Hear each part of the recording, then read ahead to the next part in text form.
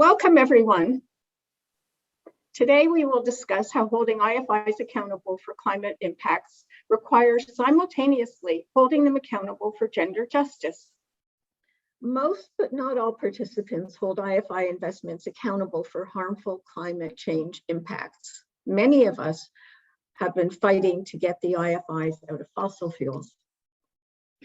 Many of us identify and expose harmful IFI impacts on communities on the ground, in projects that grab land, forcibly displace people, and compound our climate crisis.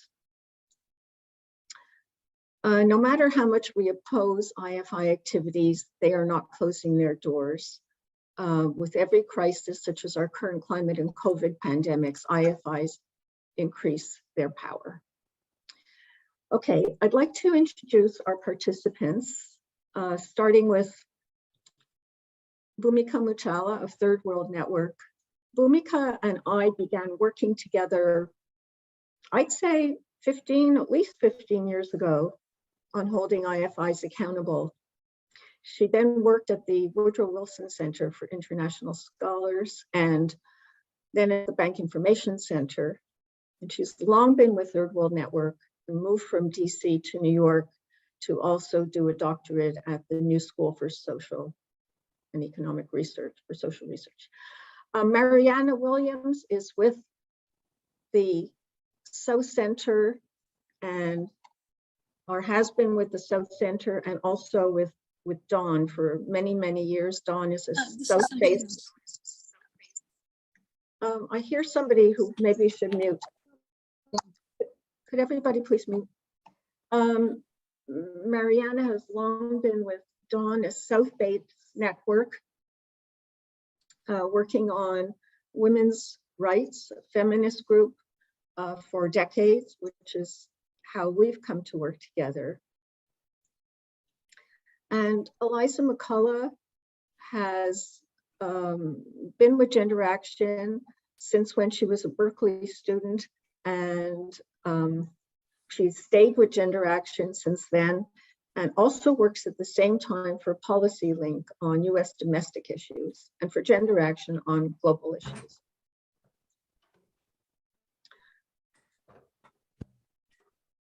One more logistic thing is that the panelists will first respond to questions that I will pose, and then after that we'll have a Q&A session.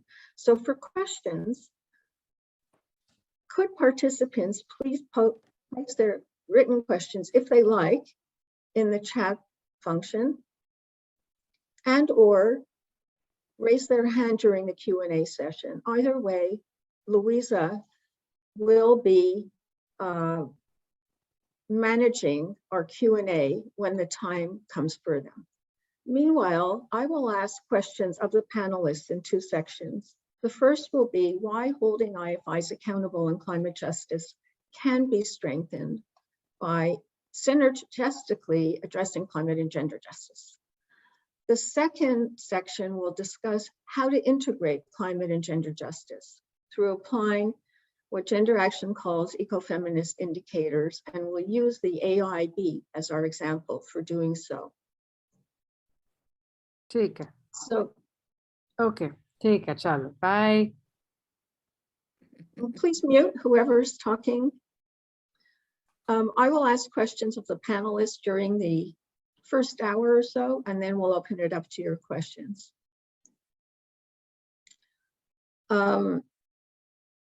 So, moving on right into our content. The first section is why holding IFIs accountable on climate justice can be strengthened by synergistically addressing climate and gender justice. We're going to start with the question of what is intersectionality and why is an intersectional gender framework key to assessing and addressing harmful climate impacts of IFI operations, such as investments in fossil fuels and in policy-based loan subsidies for fossil fuels. I'm going to open it up first to Eliza and then ask Bhumika and Mariama also to respond to this question. I'd like each since we have a number of questions, each panelist to speak for 2 or 3 minutes on each question that we raise. So Eliza, please. So intersectionality is a concept that describes how various identities and material conditions like race, gender, ethnicity, income, etc., come together to shape our experiences. And when it comes to harmful climate impacts of IFI projects, using an intersectional lens can help us understand who is most at risk of harm and exclusion. Without this lens, we can miss key impacts on women and LGBTQ people, like climate impacts that might bypass more privileged groups of people, but harm more marginalized. Wonderful to be here. And I was saying it was absolutely wonderful to be here with colleagues and friends from all over the world. So it's fantastic to be here with all of you. For me, intersectionality in the context of climate change is the awareness, the recognition, and the integration of colliding and multiple hierarchies of power. So of power and oppression, and that spans from race, gender, class, caste, sexuality, and much more, from ethnicity to the kind of location or neighborhood you're living in. It's intersecting multiple forces and sources of hierarchy and power, and the way they interact. And specifically in the context of climate change and ecological collapse we are experiencing today, it is a recognition that these hierarchies of power and oppression result in an unequal social contract that shape our social and economic relations, and that determines who is experiencing the brunt of climate change. And especially I feel we need to recognize in this context, in this paradigm of intersectionality in the context of climate change, that climate change has to then directly address the racialized and gendered power structures that the global economy is rooted within. Thank you. Thank you. Mariama, would you like to add anything on intersectionality and climate?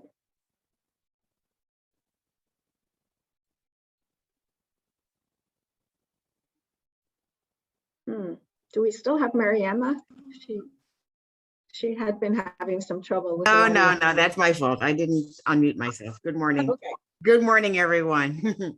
Like Bhumika said, it's really great to be here with all the feminist friends and activists working on a variety of issues. And very lovely to be here with you, Elaine, and Bhumika. I haven't seen either of you in a long time, but I've been reading and following up on Carrie.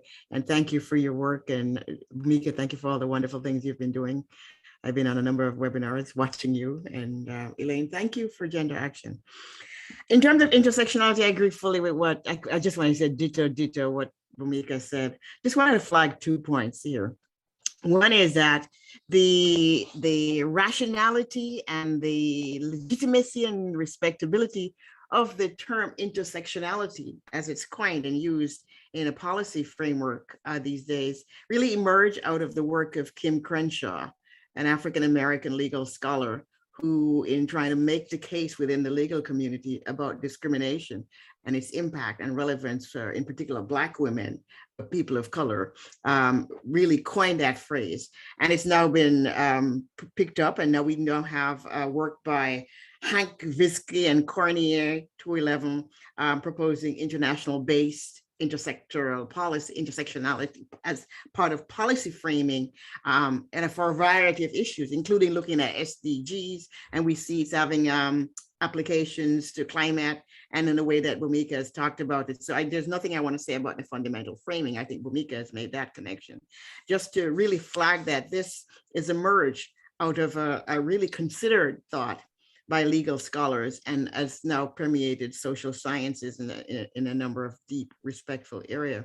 So for me, what's important in our context is the historical, social, political context that really envelopes the gender, the race, the LGBTQI framing that needs to get done. So we have to look at all of these in it, and particularly relevant for climate change when we talk about historical responsibility, climate debt, climate justice, and all of those are very critical to take into account those. And I will leave it there. Thank you very much.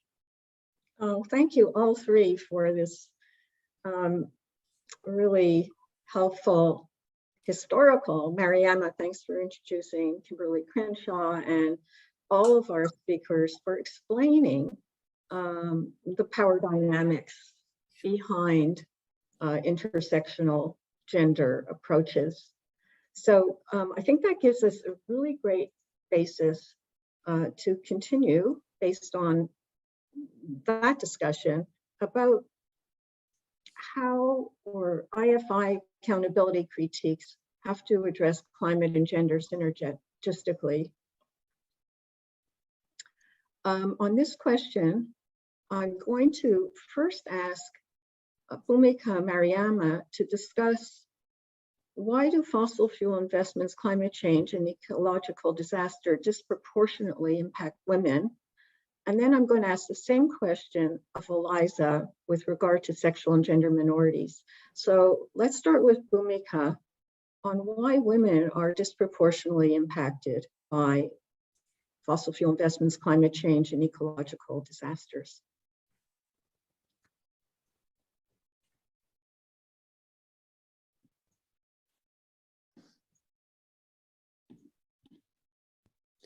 Thank you. Yeah, this question is really central to understanding structural feminist theory as shaping the power relations and fossil capitalism in the last several decades. Just to start with, to lay out that when we're talking about gender, we're not talking about individual human beings who identify with the female sex. We're talking about a feminist lens of political ecology that views women, that views gender as a system structuring power relations. And why it's foundational to creating alternatives and for climate justice is precisely because climate injustice stems from a patriarchal fossil capitalism that exploits and abuses both nature and gender in intertwined ways. Now, the ways in which nature and gender are intrinsically intertwined in the ways in which capitalism structures unequal relations is a long history. And I think the field of ecofeminism does articulate that in very succinct ways and in very powerful ways. So when we talk about the impacts of women, it is not just the material impacts that women are on the front lines, that women constitute the vast majority of the poor in the world, that women, especially in the global South, are those who are involved, those who are, doing agrarian work, who are on the front lines in living in climate impacted locations, but also because of the centrality of the care economy, and where unpaid care work is, the way in which unpaid care work is so central to, as we see in COVID, but also in climate change, in every crisis. It is the subsidized, it is a subsidy provided by unpaid care work. It is that unremunerated labor that is going to uphold the weight of the crisis. And so we've long known that women's unpaid care work becomes the shock absorber of austerity policies, of the ways in which the public sector is denied its needed long-term investment and financing. So in climate change too, it will be the unpaid social reproductive work carried out predominantly by women, and all the ways in which women's bodies embody, the impact of all the ways in which, national debt is literally written onto the bodies of women.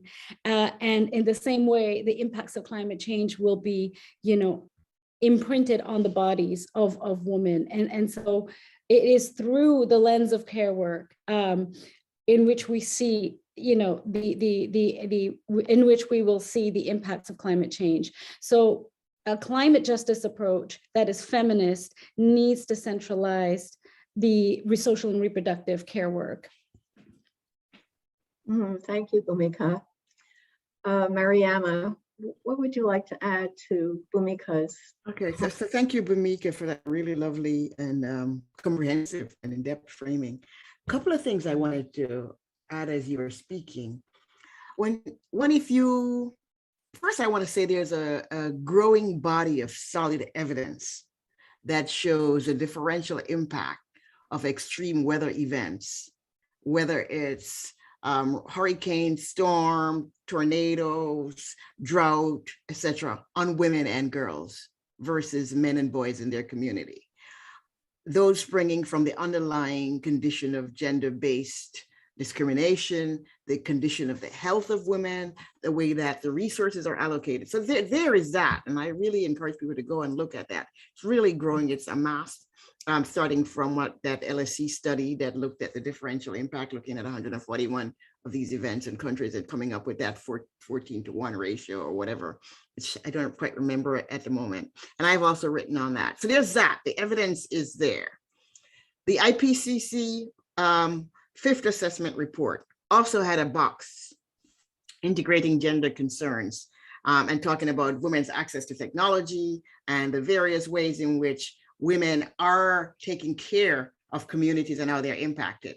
And there's tremendous research. Now, when you look at climate change and you look at the predictions and the actual impact of what climate will impact in Africa and Asia and Latin America in terms of agriculture and rurality, you will find that the crops that women produce are the crops that are likely to have to be shifted, right? Yields change, different change, technology change. And you also find that the more climate encroaches, the more competition it is and the more women get squeezed to even more marginal land because men have to push back because of the lack of land space. And so if we look at soil fertility and the various things that the predictions of what climate change will do and is doing in Africa, you also see that. And you look at what's happening, which crops are being impacted, which crops are predicted to be impacted, where are women in that? Same thing in the manufacturing sector. If you look at even the whole idea of just transition, right? How do you just transition a workforce if you don't take into consideration gender, social dynamics, care, and all of that? So all of those are part of this underlying discussion of intersectionality. And so to the extent that we're looking at defossilizing and decarbonizing the economy, we have to bring that lens. You know, Einstein said you can't solve a problem that by using the same consciousness that created the problem. So we definitely need to change that consciousness or else we'll not get this problem resolved in any significant way. So thank you. Oh, thank you so much, both Mariama and Bhumika, for tying together so well climate change with intersectional gender approaches, especially disproportionate impacts on women. Eliza, could you please try to address how climate change especially affects sexual and gender minorities? I know a lot of people have trouble trying to make that link, but I think you have looked into this with great expertise, so please let us know how. Thank you, Elaine. Yeah, building off of what my other two panelists noted, there's a growing body of research that shows that LGBTQ people are among those most impacted by climate catastrophes and climate change. LGBTQ people already face an increased threat of sexual and gender-based violence, and this threat is especially heightened following climate disasters. And as many LGBTQ people must sever ties with their family, they become more likely to experience homelessness, placing them at greater risk of health issues and death following climate disasters. LGBTQ people often lack social and support networks afforded to cisgender people or people who identify with the gender they were assigned at birth, and heterosexual people, which makes recovery from climate disasters more difficult. And harms experienced by LGBTQ people are often compounded by other factors such as poverty, ethnicity, and disability.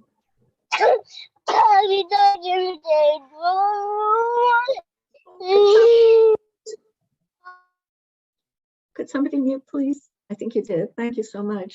That was great, Eliza. Our next question is about the feminist global Green New Deal, about which both Bhumika and Mariama have written. They both call for a feminist global Green New Deal.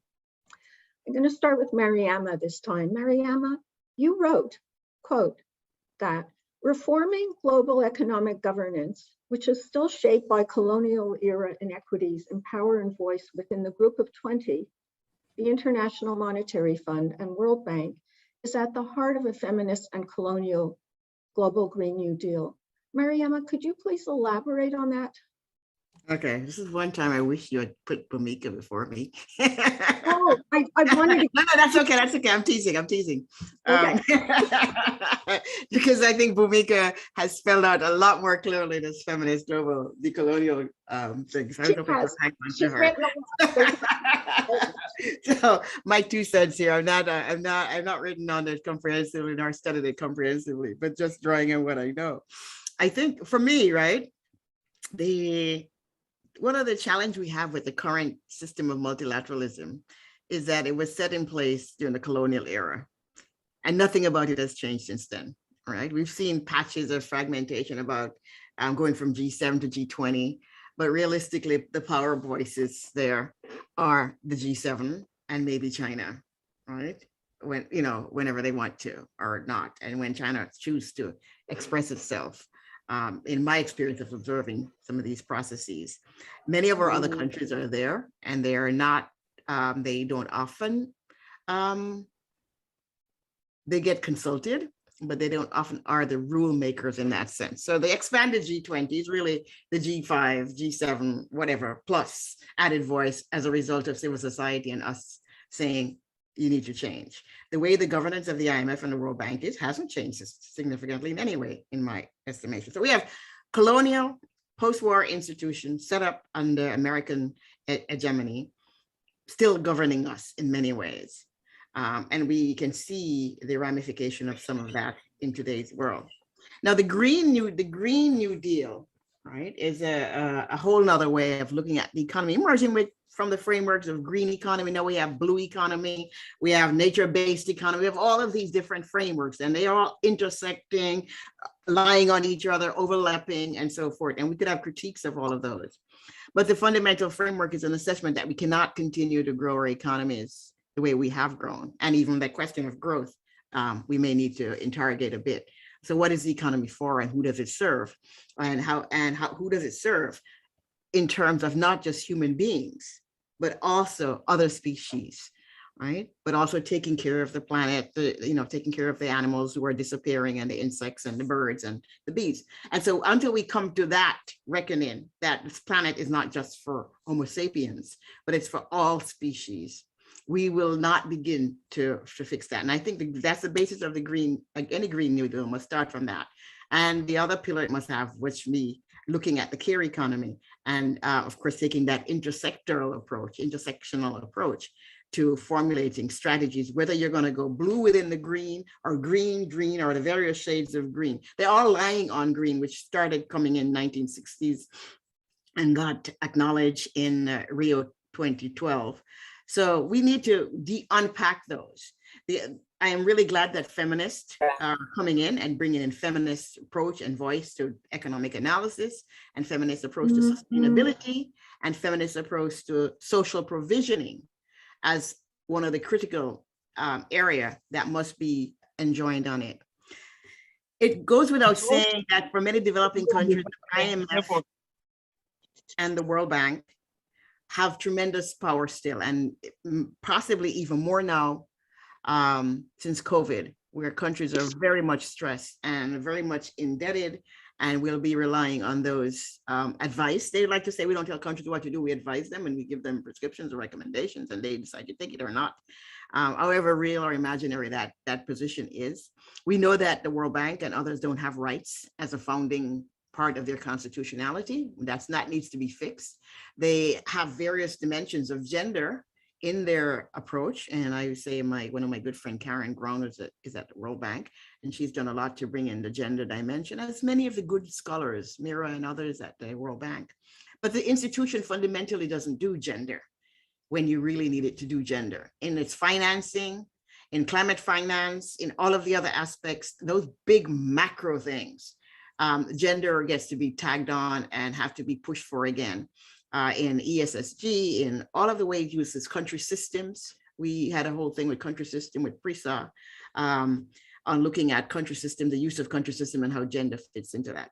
So the IMF, the institutions themselves are still in a mindset that is not serving the needs of the current time.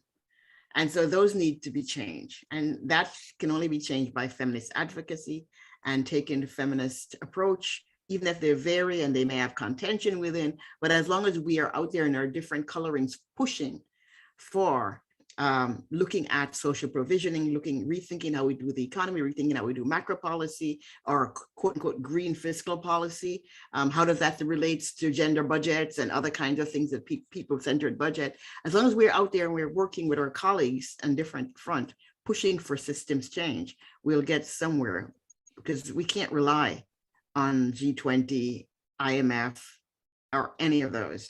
And we can see the hypocrisy of it with all of the good sounding solidarity, human rights-based things that came out of Europe, came out of Germany, came out of the US, Canada.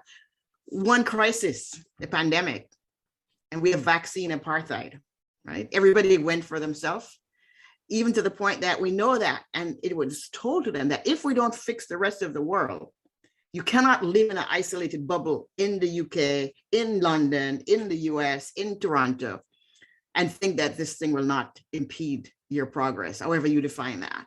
And I think that's coming back to bite. So we're seeing that the foundational change was not there, a lot of rhetorical things, and we have a lot of rules and things in place. But when push comes to shove, people go back to where their center is. And that center is the colonial from our planet's ecosystems over the next few decades.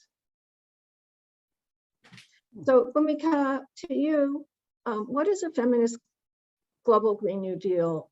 And if possible, could you mention why it's important to discuss it in the context of IFIs? And also, I was thinking, while Mariama talked about the colonial legacies, continuing colonial approach of our current international, you could say, financial architecture. I was wondering if also whether you would include in this critique of the IFIs, the Beijing-based Asian Infrastructure Investment Bank, which we'll be using later in our examples of how to do gender analyses of IFI investments. Thanks, Bhumika. Thank you, Elaine. This is a tall order, and I'm going to try and summarize some of the things I've been trying to flesh out in some articles and papers around the concept of the conceptualization of a feminist and decolonial global Green New Deal. Now, this conceptualization is arising directly out of so many coalitions, activists, thinkers, comrades, feminists, warriors who are all simultaneously, really coming to the conclusion that, hey, these Green New Deals across the United States and Europe, it's tantamount to green imperialism because there's a lacuna of global justice analysis. As progressive as Bernie Sanders and Alexandria Ocasio-Cortez is in the US Congress, and as critical as the Green parties across Europe, across European countries are, there really is a fundamental void of looking at global structural inequalities historically and in the present moment, So there really is a lack of consideration of global justice on multiple registers, not just economic, but social and racial and ecological, not to mention the history of ecological imperialism, which was the absolute foundation of colonialism, right? Through the creation of so-called banana plantations and cash crops, and the continued to this day very much the continued model of ecological extraction. So we look at the quote that's emerging from some academic studies, like rich countries drained 152 trillion from the global south since 1960. By 1960, most former colonies had achieved so-called political independence. But as we see clearly, imperialism never ended, it just changed form. And I think the ways in which colonialism and imperialism changed form into more subtle, more internalized, more indirect forms of rule, more internalized forms of self-compliance. The most immaculate example of self-compliance is that of austerity, where most developing countries have internalized the necessity to perform austerity on their countries, because that is what credit rating mechanisms and obtaining confidence from the international financial architecture, investors, and access to credit is predicated on. So we need to look at the ways in which imperialism has changed form. And so that's why there was this call that the Green New Deal would be equivalent to green imperialism. So following on the excellent lucid comments that Mariama made, four key policy paradigms that I have proposed, along with so many others, including my colleagues at Third World Network, is common but differentiated responsibilities, technology transfer and intellectual property rights reform, non-discriminatory trade policies, and economic diversification. And and parallel to this would be the systemic changes to the international financial architecture. So international financial architecture would then encompass the three key pillars of the colonial legacy of multidimensional debt, austerity, tax justice, and green financialization. So we have trade paradigms as well as financial paradigms that are central to how a decolonial and feminist global Green New Deal would work, as long as all of these paradigms and systemic changes are rooted in structural feminism and intersectionality. Otherwise, you can have that gender blind add and stir history we know of gender and development, or women's empowerment, which is not nearly enough when we don't look at the structural considerations of gender. So I'd like to just highlight within these sort of trade and financial paradigms, I think one of the key things I'd like to highlight here is common but differentiated responsibilities, because we understand climate debt, ecological debt, but if we look at the CBDR principle, it is rooted in the Earth Summit of Rio de Janeiro in 1992, and it explicitly recognizes that countries have differentiated historical responsibilities in addressing the climate crisis. And we see in Glasgow that the CBDR principle was, really actively distorted, that instead of differentiation, there was a push towards universal responsibilities by manipulating the first word, common. Common only makes sense if the corollary of differentiation is recognized, as a coherent principle together, but to manipulate on the differential and to push a universal kind of imposition is now a huge issue. CBDR is also about environmental space, about carbon space. It's about economic and social rights, but critically, it's about carbon footprint and the structures of consumption and production. That consumption and production patterns often is left out in the analysis on climate debt and climate reparations. And when we look at the direct link between consumption in the North and environment poverty and inequity in the South, we see that continuity with the colonial past. By decolonial, I want to highlight three key areas in particular in terms of dismantling the axes of colonial power. And here, we can make direct links to many different institutions, but I think I'll focus on the overall, the sort of the larger pathology, so to speak. So I'll just focus on three key sort of axes of colonial power that I think are important to taking a step back and, taking a step back from the actual policies and frameworks that create systemic inequality, but looking at the continuity with a long history, that long durée of 5 centuries of colonialism. The first is hierarchy and division.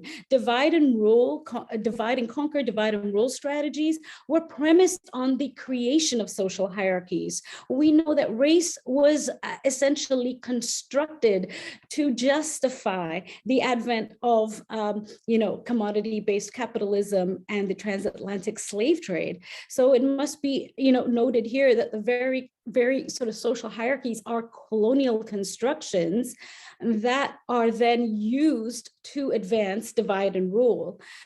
We see that these social hierarchies today are embedded into the international rules and norms that govern economic, financial, and trade policies through institutions and markets. So when we think of divide and rule, it's not really just about the old time, colonial officers in their military uniforms, but it's also about how it's been embedded into the IFIs today. A second axis is colonial knowledge production.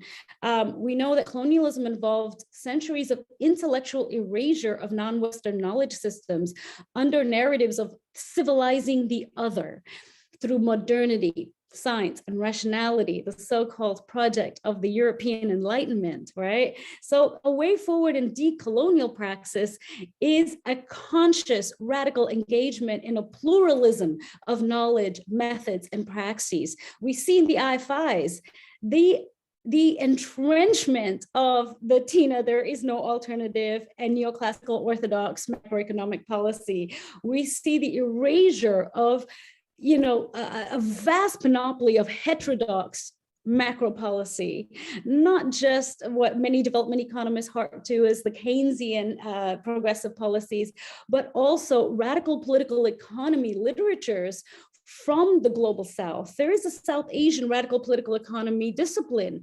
There is a Latin American history of dependency theory and political economy articulations.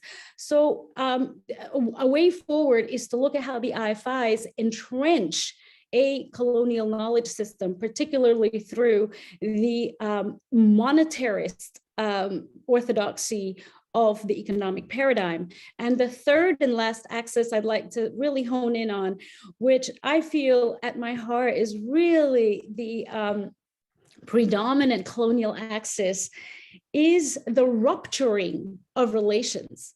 The rupturing of relations between human and nature, between human and animal, between animal and nature, between each other as humans, and in particular also with ourselves. Right? So the colonial construction of humanity has a long history of that of a rational and objective individual, the rational actor model in economics, or the universal white man who is projected as the human being, separate from and superior to nature. So this then prepares the foundation for falsehoods such as nature being dead and land being empty. If land is empty, then indigenous and rural communities can be easily displaced and eliminated. If nature is dead, it can be exploited endlessly for unlimited resources. So this severing of relations that contemporary fossil capitalism has constructed between plants and animals, between minerals in our bones, between humans and the soil, this is the logic that we have imprinted into the body of the earth, and that needs to be dismantled. This rupturing needs to be dismantled into a reparative framework of relational living. So I think these axes of colonial power, I think we see them embedded in IFIs as one vehicle. But if we look at these axes of colonial power as a sort of paradigm of principles, it could flesh out a lot of possibilities for solidarity. Thank you, Bhumika. This has been an extraordinarily deep introduction to not only the global Green New Deal, but the history and our understanding of extractive an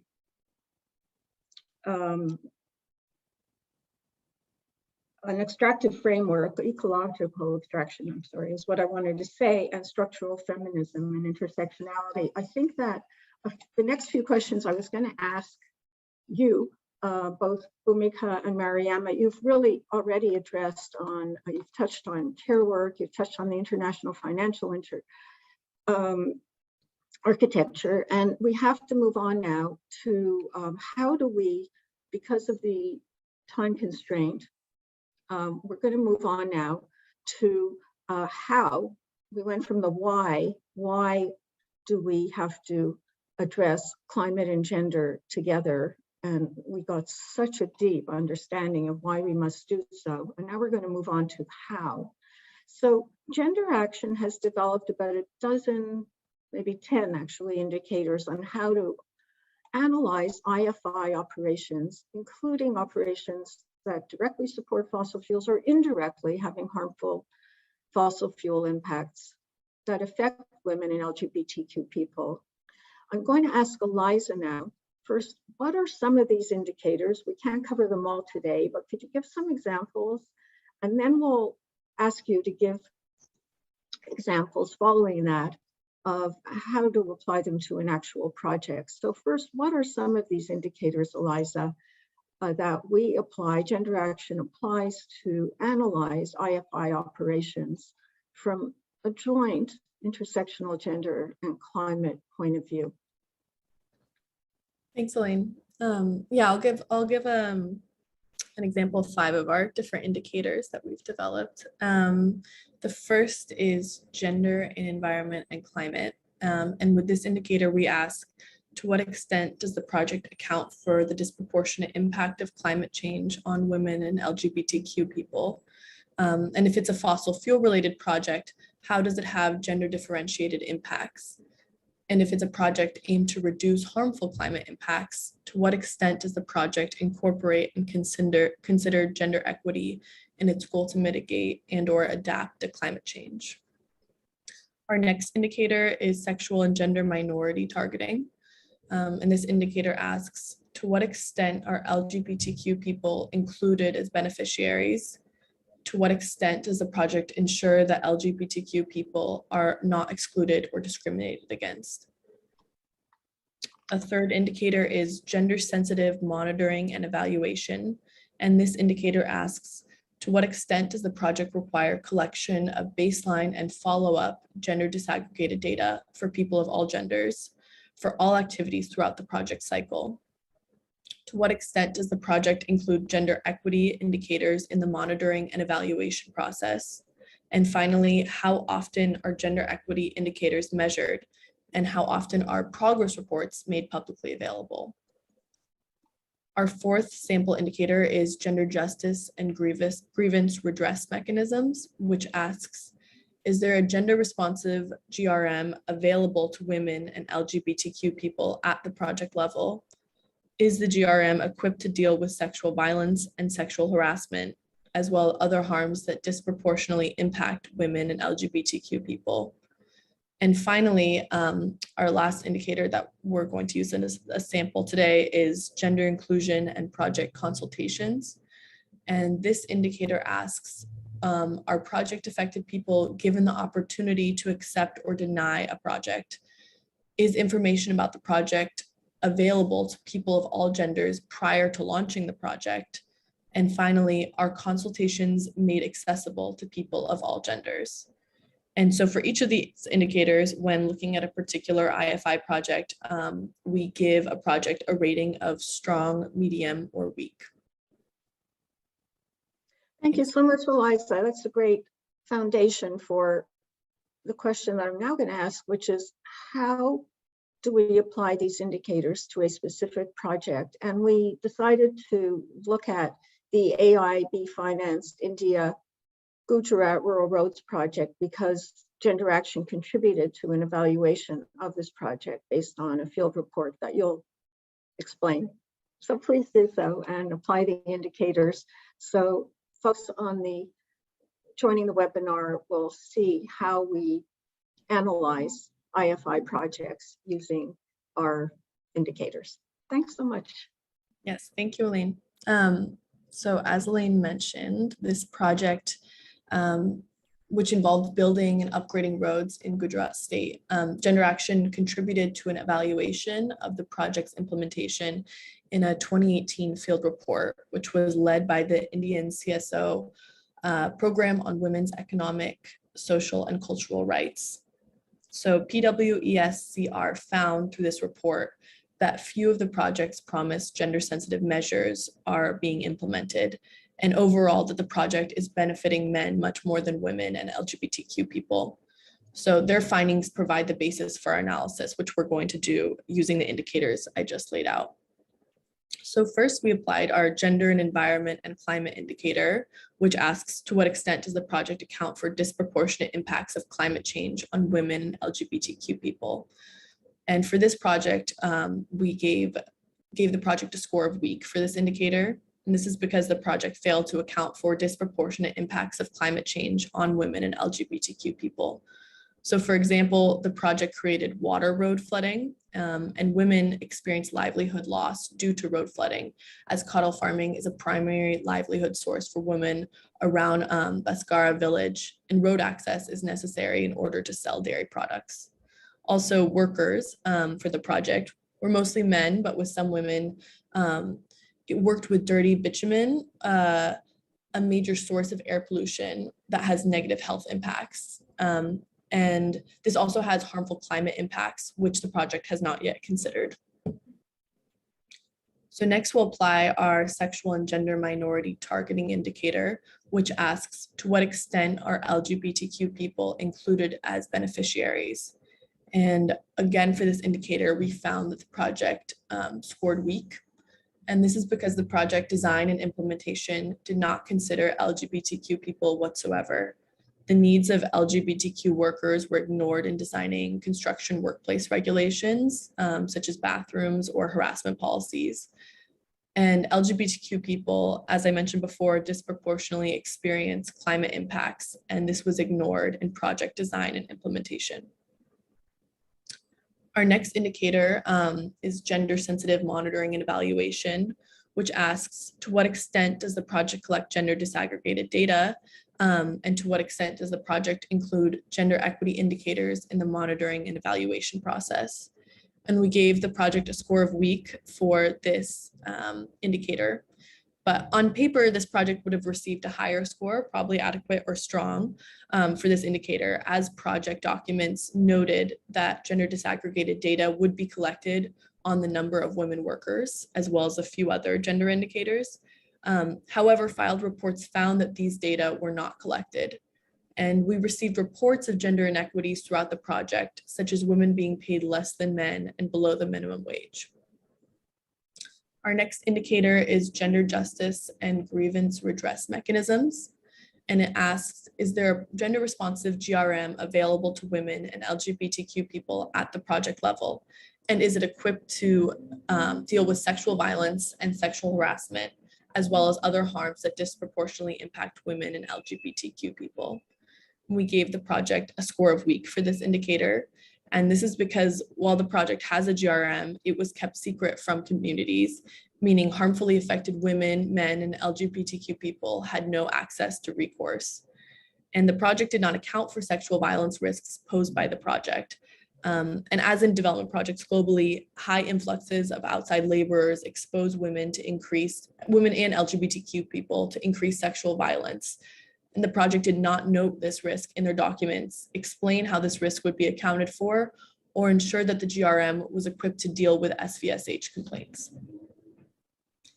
And our final indicator is gender inclusion and consultations, which asks, are project affected people given the opportunity to accept or deny a project? Are consultations made accessible to people of all genders? And again, we rated this project weak for this indicator.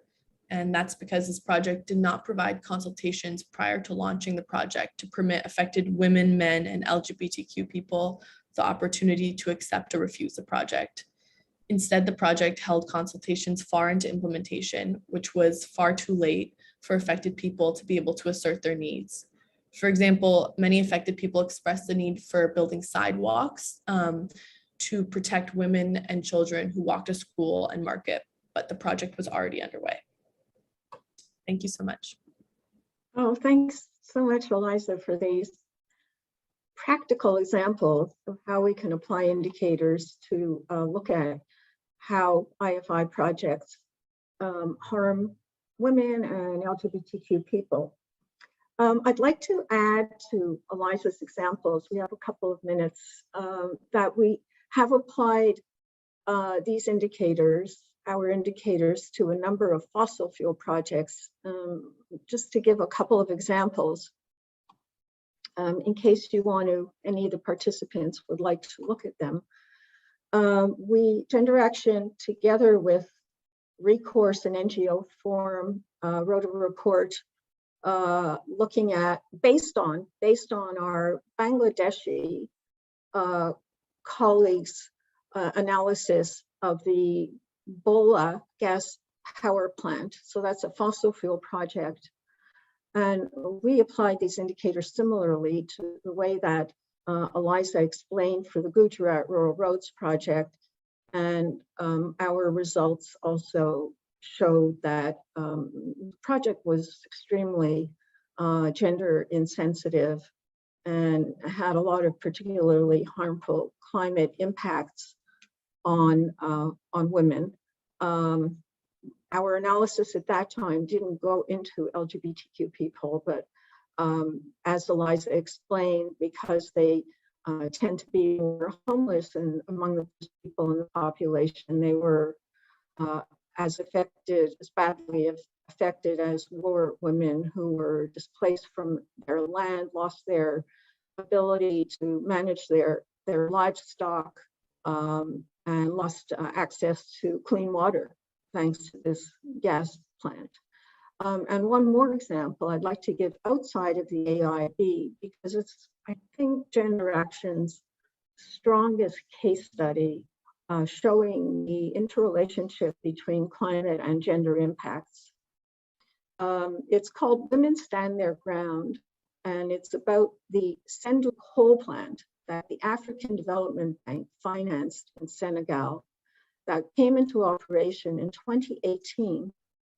It's still being operated now, even though we won a complaint case against the African Development Bank accountability mechanism. And also, even though the country of Senegal 2 years ago, a year after the project came into being, at the same time, or right after our report came out, I should say, there was a sequence here.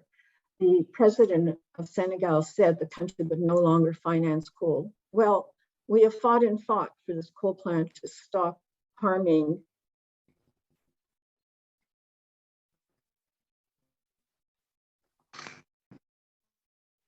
Oh, you muted yourself, Elaine. Thank you. So women lost their ability to fish as fishers and lost their fishing grounds. And to this day, most of them still have been separated from their livelihoods and impoverished as a result. So if anybody would like to see these case studies, the Sendou plant case study is on our website, as well as on Gender Action's website, as well as the AIIB report that we did on the Bangladeshi gas power plant. So thank you again, panelists. This is such good timing as we approach 9:30. I'm 1.5 hours for Q&A. I feel like we have such a strong background now. I hope you agree that we have a strong understanding of the dynamics between climate and gender, the why, and also a bit of the how. There's not very much we could introduce in a short webinar, but I think you have a good understanding of how, and now you could look in depth at reports that you'll find on Gender Action's website on examples of how we apply these indicators.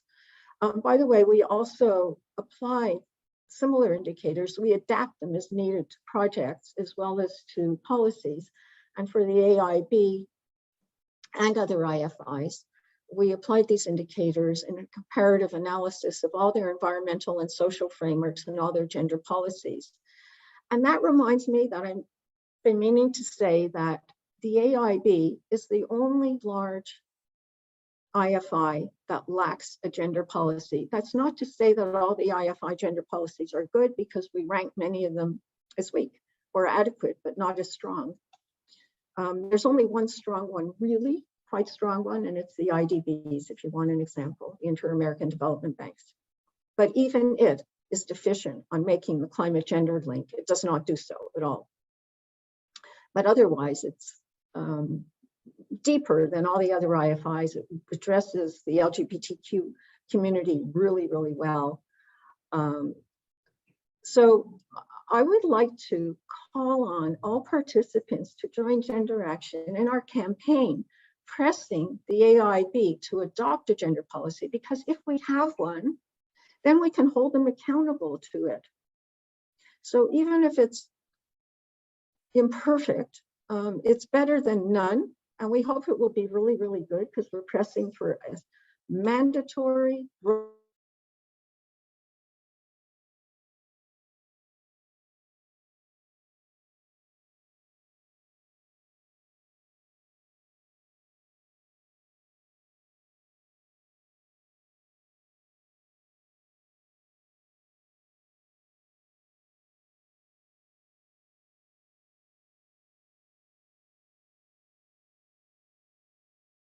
So,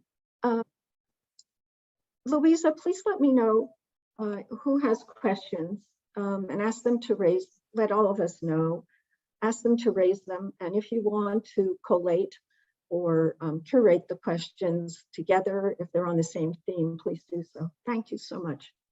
Sure, thank you. I see one question so far in the chat from May Tazim Aoun from IIED. Who asks, what is a sensitive way to assess impact on LGBTQ groups in IFI projects? So that's the first question, but perhaps we can take a stack of 3 questions at a time for efficiency's sake. So does anybody have any additional questions they want to pop in the chat or raise their hand, and we can call on you to ask them verbally? If not, we can turn to the panelists to answer that first question that we had.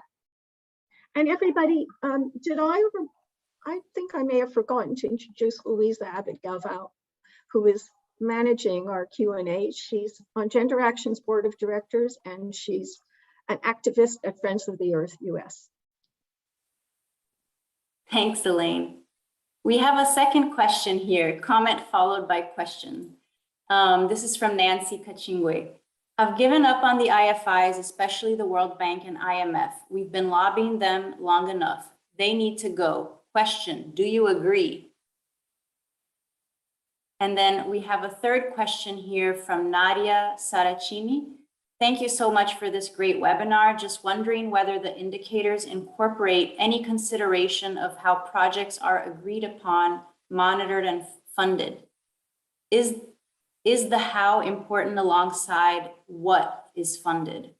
So those are our first 3 questions. Panelists, do any of you want to take any of them?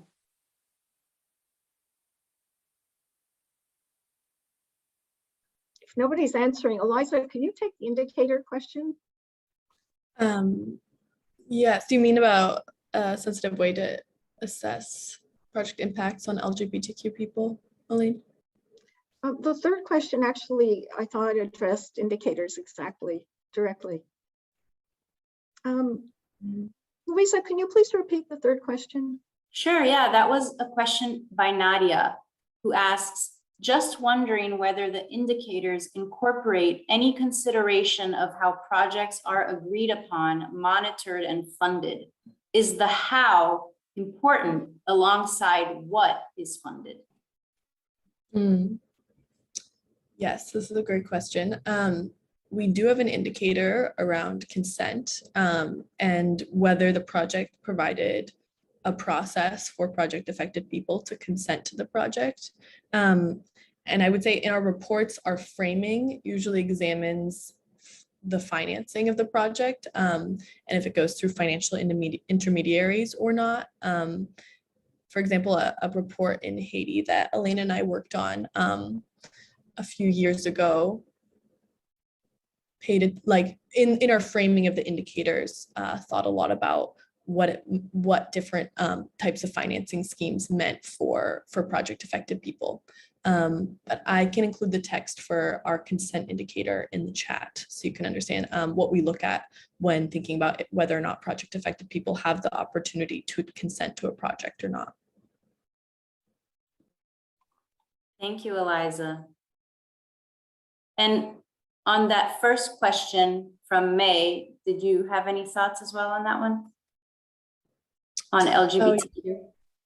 Yeah, so about a year or so ago, Elaine and I did a complete overhaul of all gender action methodology to make basically all of our indicators and methodology gender inclusive. So that included changing our language from a binary understanding of gender to a more inclusive understanding of gender, and also acknowledging that considering the needs of LGBTQ people is necessary for every project indicator. So it shouldn't be an add-on, similar to how gender shouldn't be an add-on. It shouldn't be just an extra step at the very end where you ask, like, are LGBTQ people included? It should be incorporated throughout every step of an evaluation process. Because LGBTQ people are differently affected by all project components than cisgender or heterosexual people. So that was one way that we began to incorporate LGBTQ people needs. And I think another way is just doing deeper reading on experiences of LGBTQ people in places where IFI projects are occurring, and then incorporating those experiences into our methodology design. Thank you so much, Eliza. May, I see a hand. Is that a follow-up question to Eliza's comments? Yeah, thank you, Eliza, for responding to that question. Mine was actually about assessing the indicators. So if an IFI were to adopt these indicators and try to understand the needs of LGBT groups within their projects, how would they go about doing that if it puts people at risk by inviting them to focus groups or to even just conduct surveys? So what would be a sensitive way of seeing their needs without harming them? Elaine, I feel like you might be more qualified to speak on this, but I think my initial reaction would be, I think usually a common pushback that we would receive is that there aren't, like, where are the LGBTQ people or something, like we can't find them. And I think that's actually really not true. A lot of the time in these places, there is organizing happening from these communities, and it takes paying attention to where that is and being connected with those communities. And I think there are people in these places that want to be spokespeople for the queer community. And the excuse that we just can't find them isn't enough. And I also, but I do agree that it needs to be done in a sensitive way because these communities are under threat of violence a lot of the time. And Elaine, I know you have deeper expertise specifically in Haiti, working with the queer community, if you want to speak to that. I would just say that we've been pushing Gender Action, and a few other groups have been pushing the IFIs to be sensitive to ensure that their projects don't harm LGBTQ communities, and actually pushed the World Bank. I mean, literally, we had a campaign to do so, to create a unit that looks at what they call SOGI, sexual orientation and gender identity. And they have linked up with local groups in many countries of the world now to try to hear their complaints. Now, that's not to say that the World Bank's doing a super job at this, but it's a first step.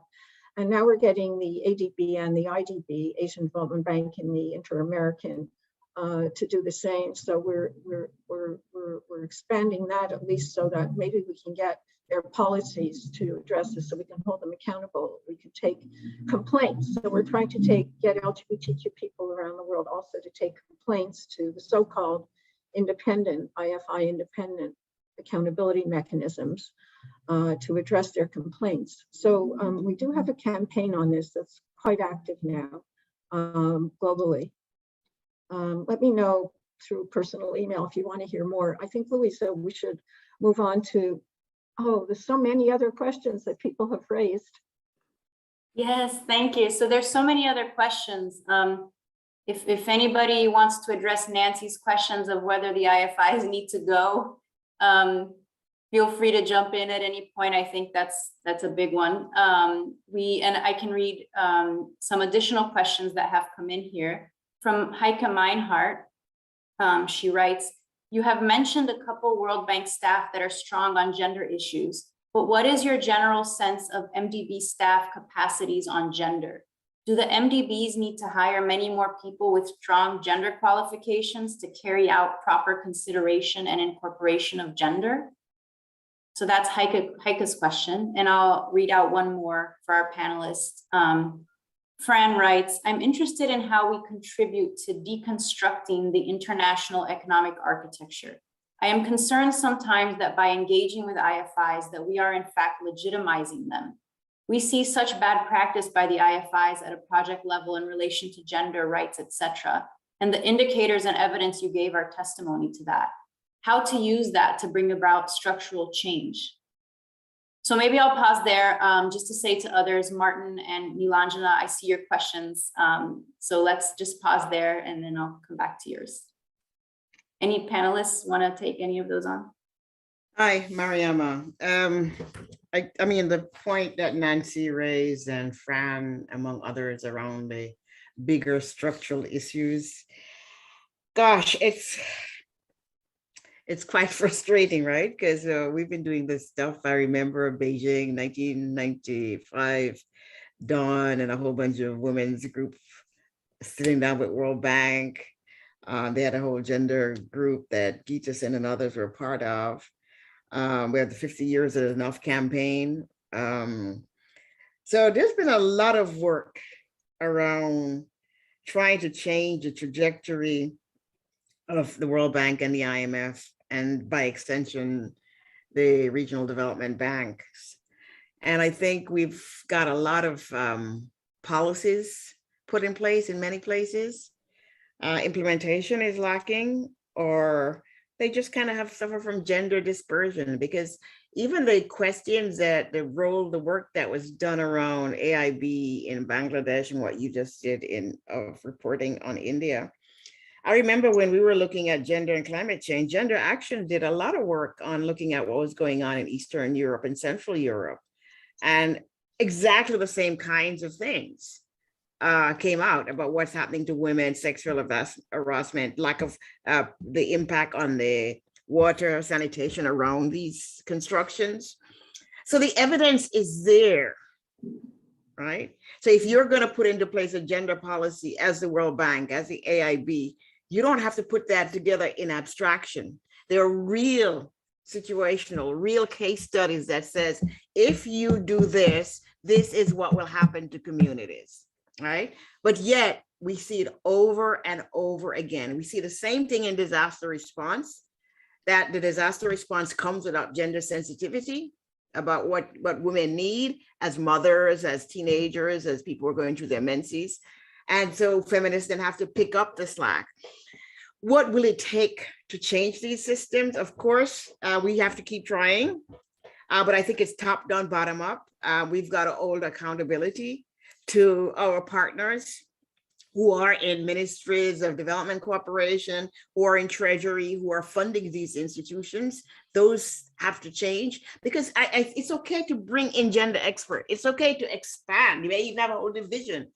But if the people in the other divisions don't see it as necessary when they're putting together the loan package and so forth, then it does, the gender expert come in later on and she gets flack for policy that they weren't even consulted on until implementation. So I think the change has got to be, we've got to lobby our governments, if we're in the Europe and the US, to change the dynamics, the mindset at the level of policy. It has to be policy that comes not from the gender person in the department, but from the top, from the executive director and the IMF. But look at what happened to Elena at the IMF, right? Trying to change IMF policy and certain things. So you still see that the mindset of our governments, whether they're the EU governments who have this nice song about gender and rhetoric about gender, but when it comes down to where the road meets the shovel, they're not performing. And I think we need to, we cuddle them and we try to give them lots of kudos, but we need to hold them accountable for the policies that come out. I think also at the national level, the governments who accept these policies, where is their gender policy? Again, we have to work onto that, because it's not simply that the AIIB shows up and simply starts building a road. The government accepts, the government that deals with it. Where is the gender perspective of the government for its country? And then we have to build the grassroots communities. It's not simply enough for them to be attached to international NGO. They also must have their own capacity to organize and build. So it's a top-down, bottom-up whole process, and it's a long-term process. It's been going on for many years. We've had some progress, some retrogressions, and it's rather frustrating, honestly, for looking from where I am. I've been following this process a long time. Yeah. Nancy had a comment, so I think it'll be nice to read her comment. Is that Nancy? Yeah. It would be nice to hear Nancy's perspective. Can we kind of hear what she's saying? Sorry to be interrupting your flow, but I just thought this question is a big question, bigger than all of us. And that it would be great to hear Bhumika doing some of the recent work. My stuff is old with IFIs. I've kind of left them behind, but yeah. Nancy, do you want to share your perspective? Hi, hi everyone. Yeah, I mean, it's pretty much the same. I'm putting down it's to try and describe what our position and our engagement with the IFIs, particularly World Bank and IMF, because then it cascades down to what the other regional organizations do. And just from a sort of campaigning point of view, as Mariama has been saying, it's not that they don't know all this stuff. These are they claim to be some of the cleverest people. In the one institution, there's a higher concentration of per capita PhDs than you'll find anywhere else. So they understand all of this stuff. The thing is that already their fundamental model of neoliberalism is built on reducing the social cost for capitalism. So they're not going to do things that increase that support any kind of gender equality or LGBTQI rights, simply because the business model that they want to put in place, it relies on unpaid labor. So on the one hand, they're not going to change because it's their business model. On the other hand, it's trying to persuade them doesn't mean anything. So as from our feminist perspective, for me, it's just to say these are illegitimate institutions. They're not working from a decolonial perspective. They're not working in our favor, and it's time for them to leave. We say that with our governments when they aren't performing. Why are we keeping these people employed? Thanks. Thank you, Nancy. Bhumika, did you want to share a few thoughts as well? Sure, yes, and thank you for these questions. I've been mulling these questions for a very long time. Maybe almost 2 decades I've been asking these questions. And I mean, you know, it's been I grew up in Jakarta, Indonesia, and you know, I spent the first 18 years of my life I was born in Bandung, and then I grew up in Jakarta. And so, you know, throughout my childhood, I saw every single day, I saw, you know, how the economy was being reshaped through the Suharto military dictatorship and the Suharto government's deep connections with the World Bank and IMF, resulting catastrophically in the Asian financial crisis and that notorious, infamous loan package that Suharto signed with the managing director, Kam Desu, right, in May 1998. And I guess maybe my perspective is my take is a little bit more maybe a little bit more critical in the sense that I've always seen the World Bank and IMF and multilateral development banks as the new avatar of the old Dutch East India Company, British East India Company, what used to be these, you know, the first corporations in you know, the first organized corporations, and they transformed themselves into the Bretton Woods institutions. And then in particular, the story is so much more complex because the way that the 1944 Bretton Woods Agreement shaped the World Bank and IMF in particular was then continually contorted and distorted in the 1980s, 1970s. In particular, we see the IMF going from a surveillance and monetary coordination institution into a lender of last resort.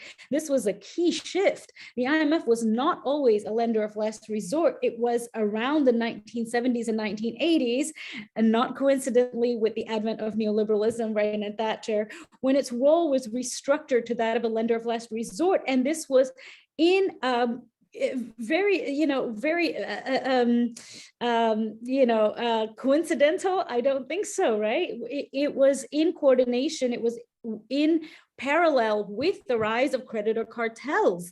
You know, over the decades, we've seen that creditors, the lenders in the international financial architecture have become more and more consolidated, more concentrated.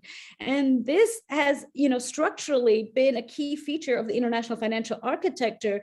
When you have such a concentration of creditors that circulate capital and access to financing in the international, in the global economy, that developing countries rely on this external access to capital, they can shape much of the policies. So the colonial governance of the IMF and World Bank is a key point, where their interests are very much to secure the interests of the, you know, the concentration of creditors and the enormous financial power that creditors have in the global economy, where they can really withhold access to financing, or they can lay out the terms of access to financing, which we see in many World Bank projects and IMF structural adjustment loans. And in particular, I want to comment on what Fran Witt said. You know, I think many of us have seen the ways in which CSO advocacy over the decades have strengthened the IFIs, and we've seen the particular ways in which they take our recommendations, dilute them, distort them, repackage them. And we've been calling it out, and our role is damage control, it is resistance, but we need to question how in the process of damage control and resistance are we also validating and legitimizing them by actually giving them so much, like in the effort to reform them, we are actually legitimizing and entrenching their power and allowing them to actually manipulate and distort our recommendations. In particular, we've seen this. My background is very much related to IMF policies, and with IMF advocacy, we saw before the global financial crisis, we pushed so much emphasis on social protection spending, and social protection spending as a proportion of spending allowed in many of the loan facilities of the IMF has actually increased. There's more, to a certain degree, there's more mention in the loan documents of social protection spending, of safeguarding social protection spending.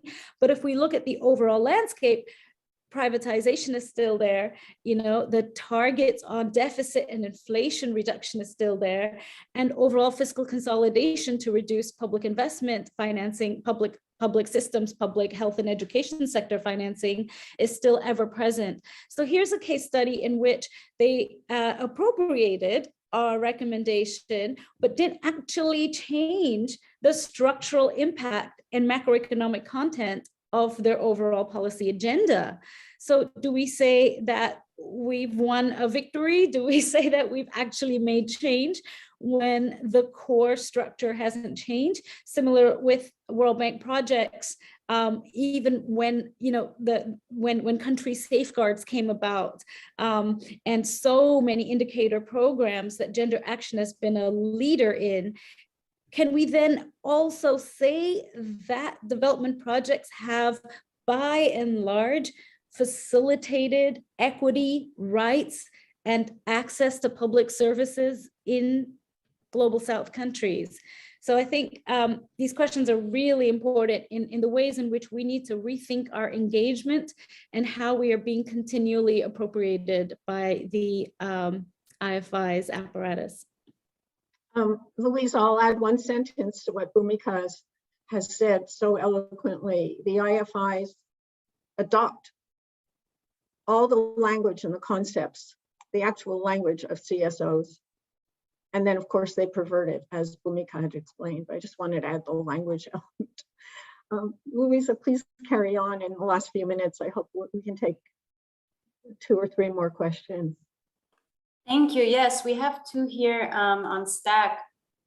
So we have a question from Martin. Could the speakers address the issue of how the poorer countries and disfavored sections of society can play a larger role in shaping a gender-based approach in policymaking and program development? So that's Martin's question. And the second question was, how do IFI's gender policies and indicators square with a decolonization agenda? So do any panelists want to take either of those 2 questions on?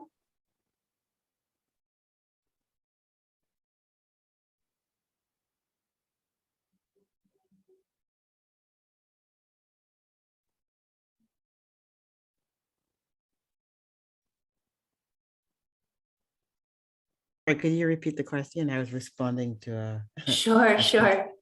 So the first question is on how poor countries and disfavored sections of society can play a larger role in shaping a gender-based approach in policymaking and program development.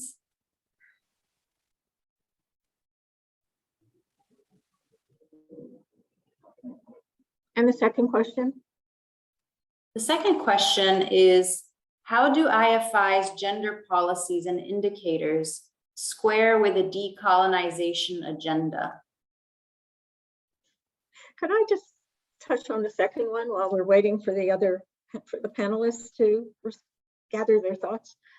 I don't think they square, the IFI policies and agenda square at all with a decolonization agenda. As Bhumika eloquently explained, the IFIs, the Bretton Woods institutions, and the other IFIs, they emerged from the colonial World War II structure. And I love that Bhumika sees them as the reincarnation of the East India trading companies, which of course operated in Indonesia and elsewhere, the Dutch, for example.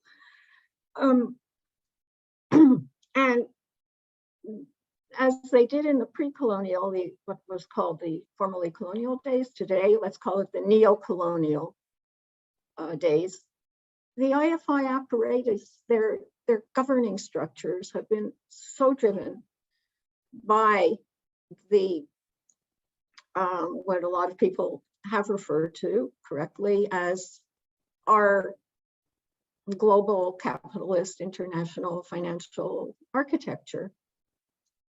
That has continued. They have made no attempt to decolonize in the more than 40 years that I have been following the IFIs. So I don't think that is part of their missions or their practical actions at all.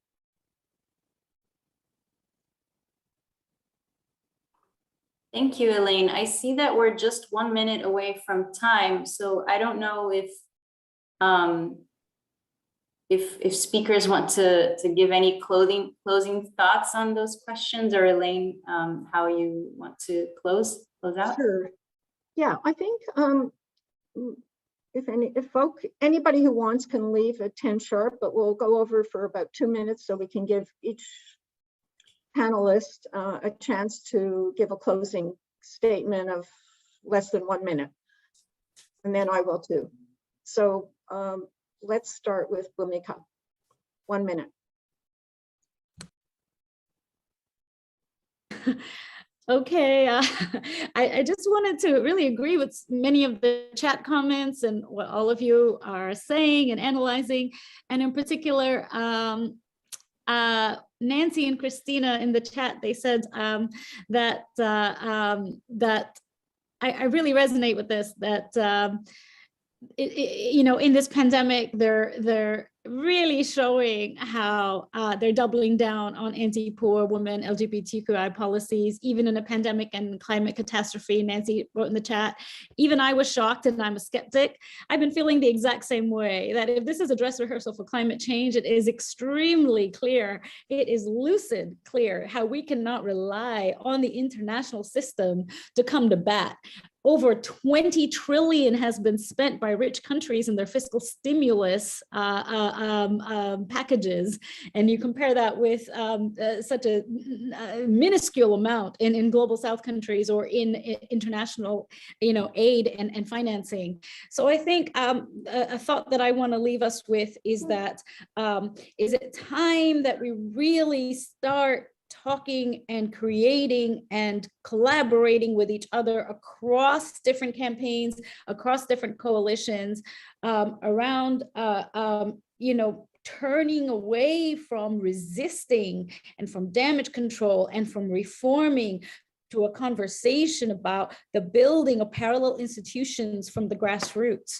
And I don't have any silver bullets, but I often am sort of percolating the idea of reorienting our scarce and precious time and energy from only fighting and struggling to less warlike terms such as creating, collaborating, generating, reimagining, unifying, and even radically dreaming of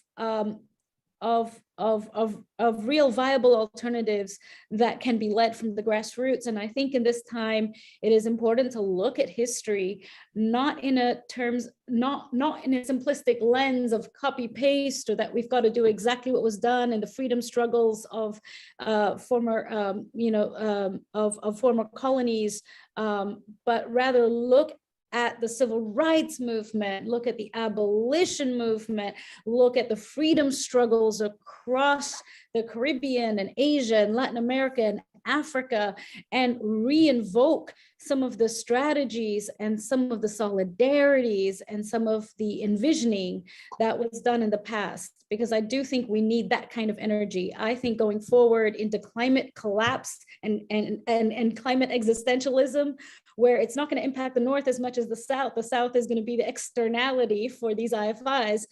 We need to really employ the kind of visionary boldness of the freedom struggles of the past going forward into climate. So I do think, I hope we can invoke some of that deep solidarity. Thanks so much, Bhumika, for a great closing statement. Eliza, Mariama, who wants to go first? I can go. I don't have much to add other than to say that it's been a great honor to be on a panel with both Mariama and Bhumika, And yeah, I've learned so much. So thank you so much. And thank you, Elaine, for leading this. Mariama. Yeah, I don't have a lot to say either. I thank you, Gender Action, for starting off the new year, allowing us this possibility to really think and review what's been going on in terms of the international financial institutions, gender and LGBTQI, and just in general for BIPOC folks. I think we know that finance is critical, right, for both proactively preventing people from being destitute and starving, but also for responding when disaster strikes. I'm not in any way, I think Bhumika said it right, and everybody's been saying, so people who are considered have been saying, this pandemic has been a stress test for the world economy for what the climate catastrophe would be like. And believe me, the response is frightening, the way that we have responded. And I don't expect people to know how to respond, but the nature of the response, I am for myself and you are out there, has been really something that and I always tell people, like, when people talk about human rights and stuff, they only talk about it when it's convenient, but when they have to actually give something up, it's a whole different thing. And to see it in action, it's been the most eye-opening, even for a die-in-the-wood skeptic. And but so I think we have to, South-South solidarity from the bottom up has to be paramount. I think we if people haven't realized, if governments haven't realized that all of the things that they've been pinning their hopes on, that somehow their tangential relationship to the US or the EU will save them, if this hasn't been an eye-opening response. But I think we also have to examine our behavior as human beings, our level of consciousness, our level of awareness, and also not just link up with people in the traditional activist field, but also people who are in the spiritual community, the mindfulness community. All of them are also beginning to look at climate.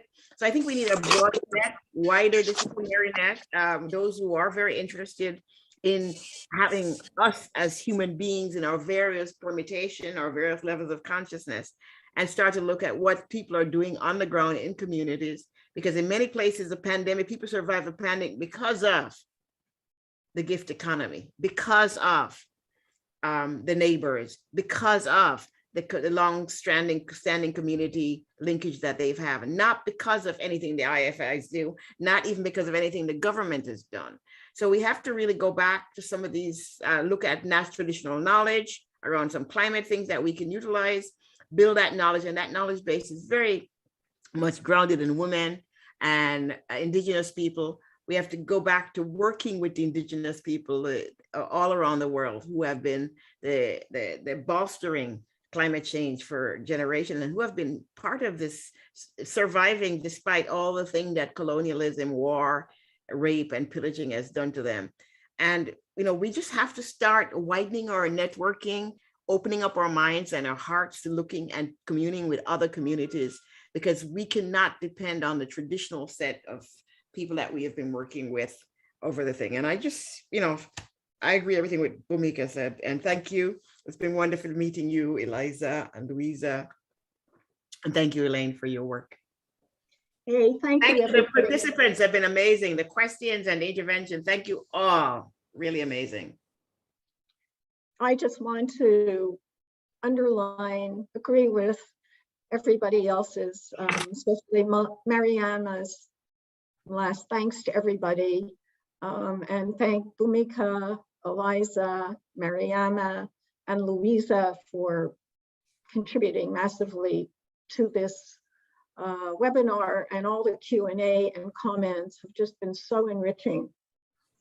I'd also like to agree with the underlying theme of we have neo-colonial institutions that we're dealing with the IFIs, and I think that all we can do is basically, as Bhumika put it, damage control, and also just try to keep holding them accountable as long as they exist.